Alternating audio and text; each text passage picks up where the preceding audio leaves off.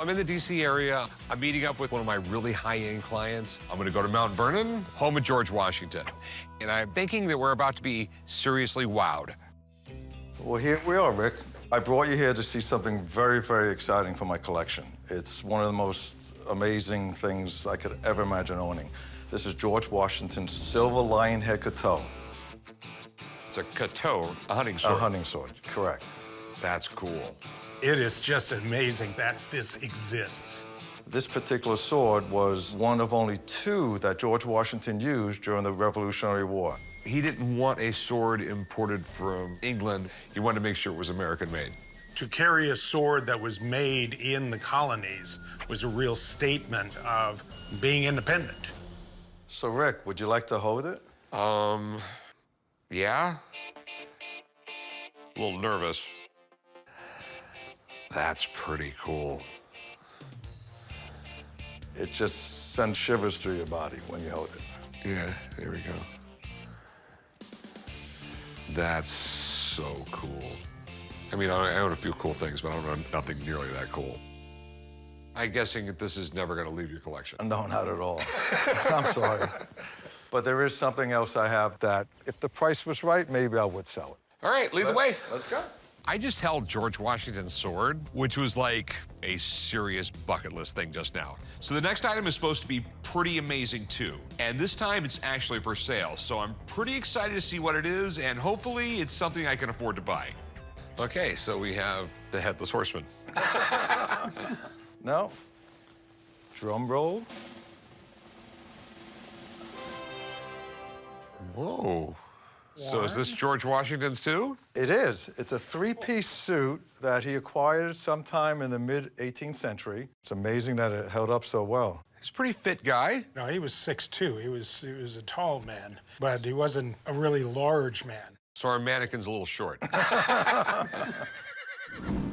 I purchased this George Washington suit over 21 years ago, and it was one of my first major purchases for my collection of Americana. It's a major highlight of my collection. But if Rick really wants me to put a price on it, I'm gonna put a price on it for him today. I'm just like in awe. It is amazing. If I could go back and have a cup of coffee with just about anybody in history, it'd probably be this guy. He could have been elected president until the day he died, but he stepped down after 2 terms, and he set the standard for presidents to come. To me, he's one of the most amazing men in history. He really is. Oh, yeah. So where'd you get it? It was passed down from family member to family member, and it ended up in an auction in New York City. I was able to purchase it there. A highlight of my collection until I purchased the Washington sword. So it dropped down to number 2. Do we know the date on this thing? I think it's from the 1750s or 60s. Okay. Back then, it was pink, and you could still see some of the pink in this area. You know, Washington was always very aware of how he presented himself. Pink would have been a bright color and one that really would have set you off as, you know, fashion-conscious individual. And it's all silk?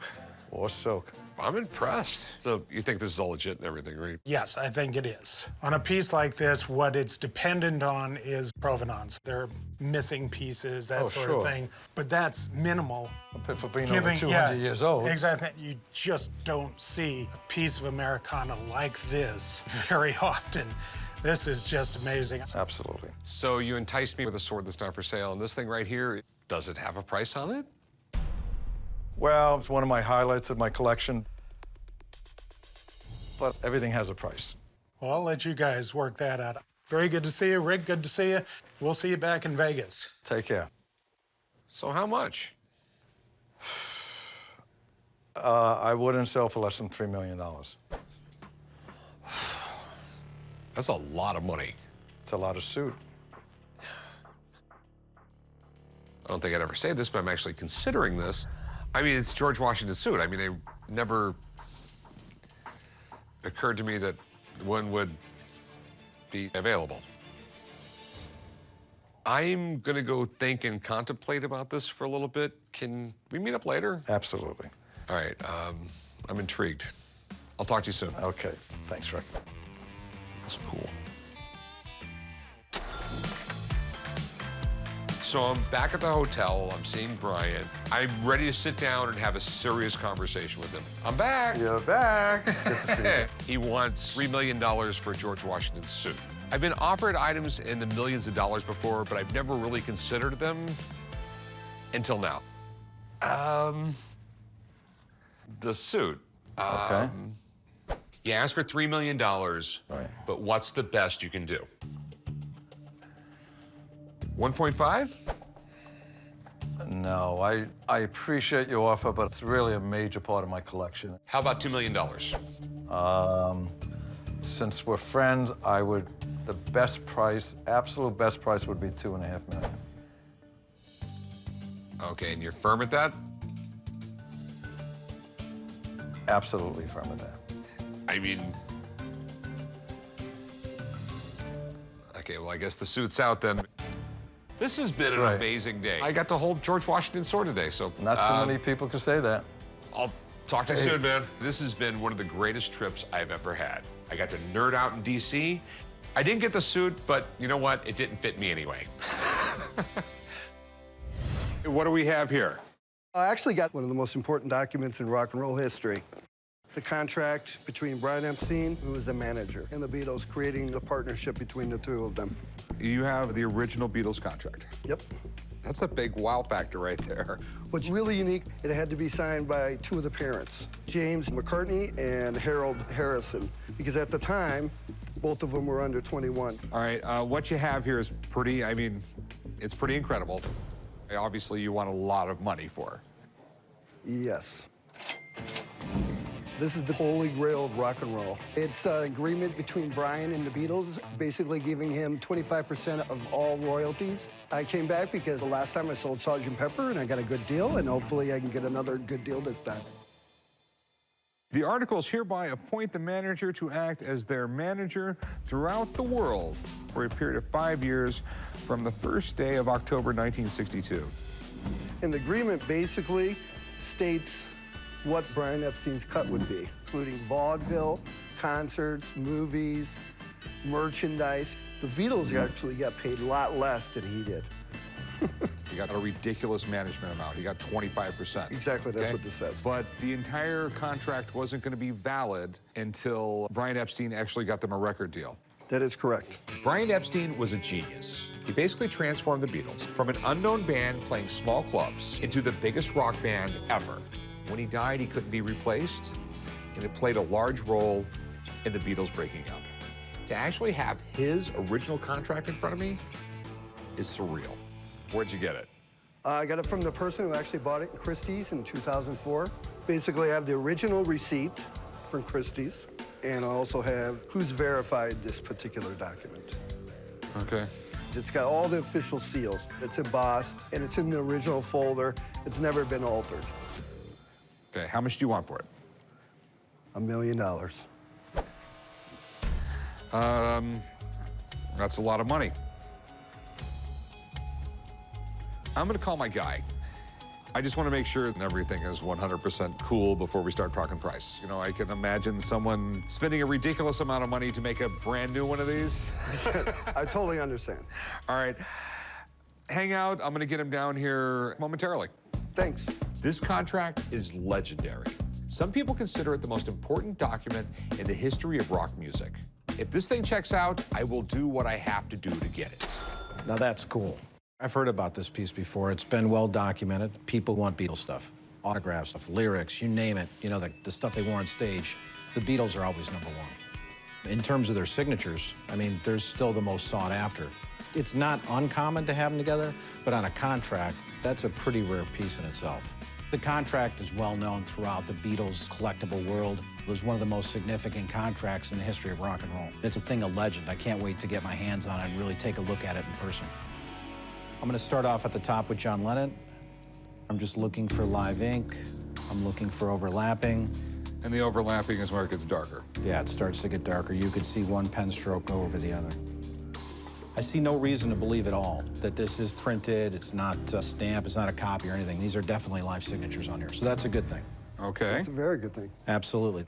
You have some really early signatures of the Beatles. So what I've done here is I've tried to pull out some super early stuff that I have on file. What I'm starting to look at here, letter formations and overlapping. The Harrison signature is just, you know, very early signature for him. John Lennon wouldn't sign John W. Lennon as a signature. He'd never do it for someone in person, but this is a pretty unique situation. But I'm still seeing a lot of the same similarities here, especially in the double ends here. So these are all very good signs. All right. So is it real? I mean, based on everything I've seen here, there's no question that this is genuine. That's awesome for me. Yeah, it's all cool. I mean, what's it worth? I'd put the value of this piece right at around $500,000. Okay, he's asking $1 million. Well, I mean, a record just sold a month ago for $300,000. You're talking about a record. Right. The one thing you have to be cautious of is when you look into the history of the piece. In 2008, I saw another sale of this piece. And that's kind of where I'm not sure. And then 2009, it was supposed to be offered through a raffle. What happened was the gentleman who did own this basically made a deal to raffle it off if it raised enough money, and it didn't raise enough money, so that never happened. What about the 2008 auction? It didn't sell. When that price came down, it wasn't high enough for the seller. That's what happened. Okay, so it didn't meet reserve. Exactly. Okay, I think I got enough. Okay, well, good luck on that. Thanks, man. It was awesome to see the piece in person. I mean, it's a great piece of rock and roll history. It's probably one of the coolest things I've ever seen. I think I gave a pretty good estimate of where that piece is priced at, but the seller is entitled to put whatever value he wants on it. All right, so you're still stuck at $1 million? I really got to get $1 million. I don't see it. Talking about history here. You know, and when you start talking that money, there's very few people in the world that have that much money. I totally agree. Okay? If I bought it from you, I have to put it in auction. They charge me 14, 15%. I mean, you're not gonna like my price. I mean, I pay you like $350 for it. You know, I have to look at it. I think I can probably get $500,000 for it. You know what? That's an incredible offer, but I'm really gonna have to stick to $1 million. I could probably take it to one of the major auction houses tomorrow, and I really believe that I could probably get $1 million reserve on this. Okay, you take the risk. I would go $350. That's cash right now. If you don't take that, I would wait for another auction. I'm gonna have to decline on the $350. Good luck with it. I appreciate it. Thanks very much. I'm disappointed I couldn't make a deal. I really wanted to sell it today, but I really had to find the right buyer. Today just wasn't it. Chum is dragging me out to see something that he says we absolutely have to have for the shop. And I don't know what it is exactly, but I've never seen him this excited.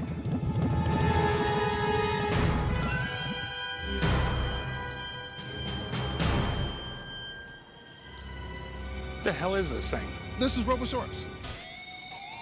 It's our 31-ton, 45-foot, basically a transformer that eats cars, eats airplanes. We could actually lift your bikes up if you'd like. You touch my bike, I'll kill you. Okay, well, we'll leave the bike alone. I've got the guys from the pawn shop coming down to look at my one and only Robosaurus. I bought Robosaurus at an auction. I made a business out of it, but it's time for me to get rid of this and look at raising the venture capital to do something else that I have a great idea for. So, Chum, you think this is appropriate for my pawn shop? You'd never have to tow a car again. In the wrong hands, I bet this thing could cause a lot of damage. I mean, these guys must have one hell of an insurance policy. I don't know what my idiot friend told you, but I just own a pawn shop. I mean, you can't really expect me to buy this thing. It is a money-making machine. It can be rented out, it can be leased out. We do special events. It can do bar mitzvahs, it can do big giant demolition derbies. 25,000 bucks is a day you can make from this thing when you put it on the road.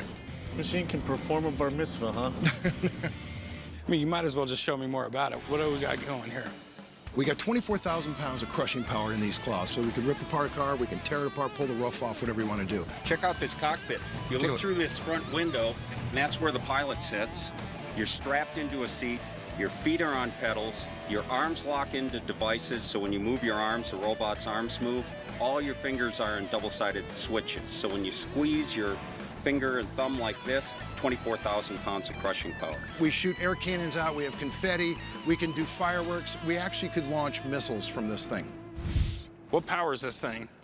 Well, there's a 500 horsepower turbocharged diesel engine, drives 4 hydraulic pumps. Housed right in here are 2 20-gallon propane tanks. That's what gives Robo his fire. And the power is back here. I can think of a few ways to hurt myself in this thing. My dad and the old man would kill me if I even considered buying this thing, but I mean, they also love to make money. I was completely ready to walk away, but when he said this thing could make 25 grand a day, it got my attention. This thing generates money. 25,000 a day, huh? Do the math and you can thank me later.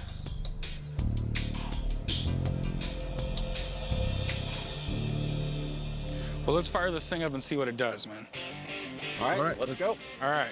Leave it to Chum to show me the biggest, most impractical thing I've ever seen. On the other hand, I mean, it has a lot of value because it's famous. So if it's in good working condition, I'll make an offer. Takes a second for him to get it going, and after it's going, guys, it'll do all the tricks. Can it do a backflip or anything? Well, it can't actually get in the air, but that's a great idea. It is amazing what it can do. Huh. It is an engineering marvel.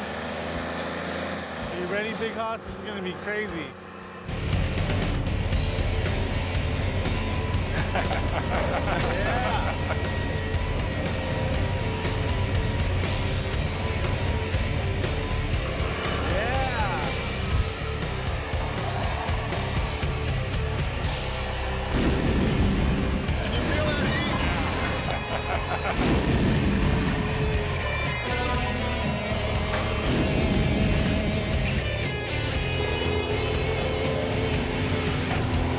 Let's get the motorcycle, all right?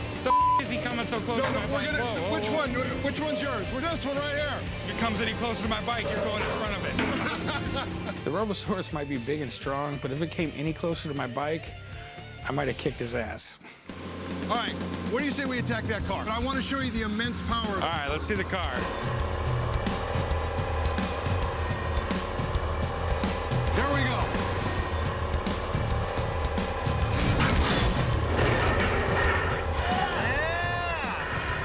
Told you, Big Hoss. This thing is badass. No, he's lifting that up as if it's nothing. It weighs nothing to him. There you go. There goes the rope. Well, it's a convertible now. Is he ripping that car in half? That's crazy.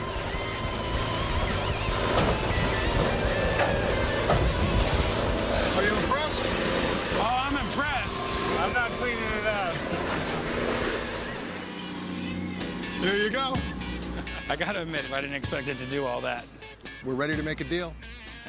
Honestly, man, how much are you asking for this thing? Well, you know, we can do a bargain today for about $1 million. Holy did he just use the M word as in 6 zeros? And by the way, if you do it now, I'll throw in the tractor trailer. Yeah, he told us he was a transformer that turns into a tractor trailer. So we'll throw that He in. lied. He doesn't turn into a tractor trailer. Well, he needs to be towed. He's not a transformer, man, without that piece. I mean, the Robosaurus is awesome, and I'm sure there's somebody out there that would love to buy it. It's just way too much money to risk. I mean, it could easily end up bankrupting the shop. It was very cool, guys, but I have to admit, $1 million is a little out of my budget.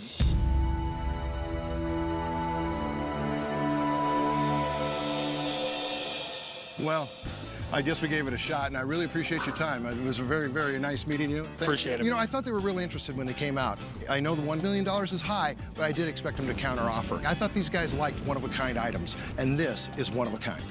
$1 million is so far out of the question. I mean, we're not even on the same planet. Hell, we're not even in the same galaxy. What do you think? Do you think I'm really gonna buy this thing for $1 million? So what do we got here? I think there's something in here you're really gonna like to see. Okay. 1963, American-made Fender Stratocaster. Oh, to me, this is the guitar. But there's something very, very special about this specific guitar. All right. This guitar was actually played by Jimi Hendrix. That's a big wow factor right there. Jimi Hendrix, man, he's one of the greatest rock and roll legends of all time. But what I'm bringing to the table today is not only a piece of rock and roll history, but it's very well preserved. Jimi Hendrix, he was an icon. This guy did things with the guitar that no one did before. He played a Strat. Yeah. Left-hand guitars are far and few between. Right, His first guitars were used. He couldn't find a left one. Right. So he started playing with a right-handed guitar with the strings upside down.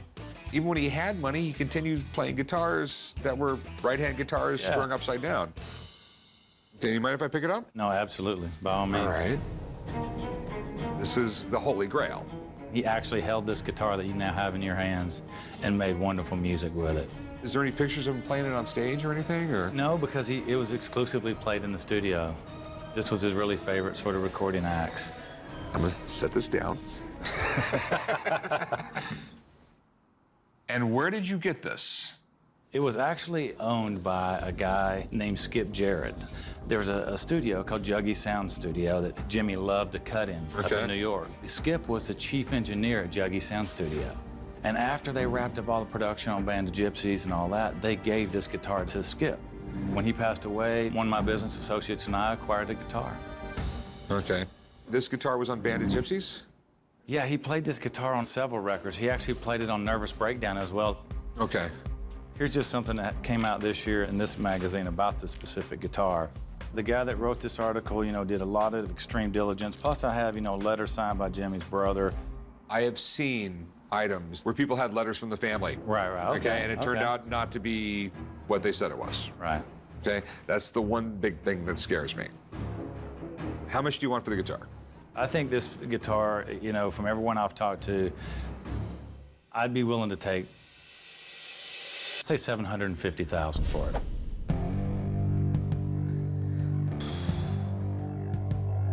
I have a friend who, if this thing is real, he will know. And if not, he'll call bull. Bring it, you know what I'm saying? All right, I'll be right back. Give me a few minutes. Okay, thanks, man. I have nothing to hide. Let's turn the lights on real bright. This is an authentic Jimi Hendrix guitar. I'm happy to challenge anybody that he wants to bring to the table to look at it, because he'll authenticate the guitar. This is stupid cool. I mean, one of Jimmy's guitars. Hendrix turned the guitar into an extension of his body. Every way he moved was altering the sound of the guitar. When you see him dip down real low, he's bending the guitar, physically bending the guitar. Right. There's very few guys that can make their own statement with the guitar anymore. But guys come along like Jimi Hendrix and just take it to a completely new place. I want to make sure this is 100% before we start talking a lot of money. Yeah, you mind if I take a look at it? No, man, by all means, that's why you're Awesome. here. There's a couple of things you'd want to look at. The tremolo bar. These are usually bent and angled up. He played the guitar upside down. He flattened a lot of these out, made them straight, so they probably weren't ramming into his arm and stuff like that. Another thing is what they call ring wear. If you're playing the guitar like this, my wedding ring hits the guitar, removes a lot of the paint, finish from there. If you look at this guitar, the top side of the neck has a lot of that wear. That's from the guitar being this way. How Jimmy would have played it. Left-handed. The article that you guys have sitting over there, they asked a bunch of vintage dealers to take a look at this guitar with photos and stuff like that. The serial number here, L14985. This guitar has actually been documented. No doubt, this is definitely one of Jimmy's guitars. That's really, really cool. In my head, I think I know what it's worth, but what do you think? No guitar is worth anything unless everything's working on it, in my book. Plug it in, let it rip, Let's just do turn it this. up loud. Cannot believe this.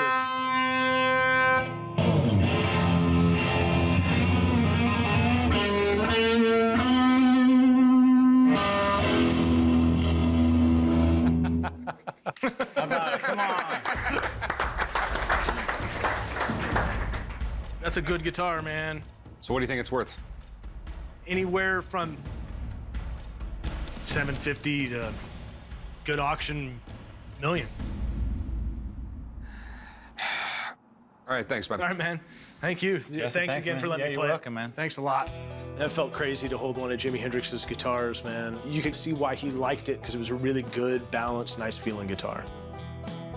At a personal level, I absolutely love it, but you have to find the right auction. It has to be advertised in the least amount of time would be a year, most likely. Right. Let me give you 450,000. 450? Man. My thing is, I take all the risk, you walk away with cash. For a guitar that could fetch maybe $1 million on any day, your own guy just told you that? Okay, but what we come can... on, 450 grand? Yeah, I'm thinking 750, man. A lot of commissions and a lot of people got to get paid to sell this thing. Okay, Right. it's just it's the way the world works.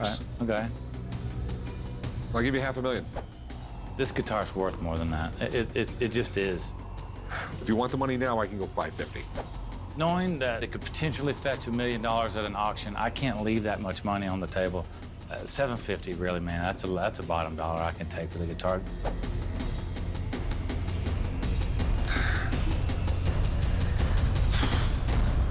All right, well, have a nice day. Tell me if it goes to auction. I might bid on it. Okay. Thanks, man. Well.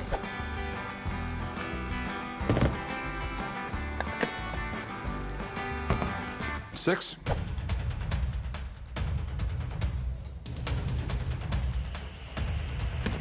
I can't do it, man. But I'll call you if I change my mind. Call me. Okay? All right, man.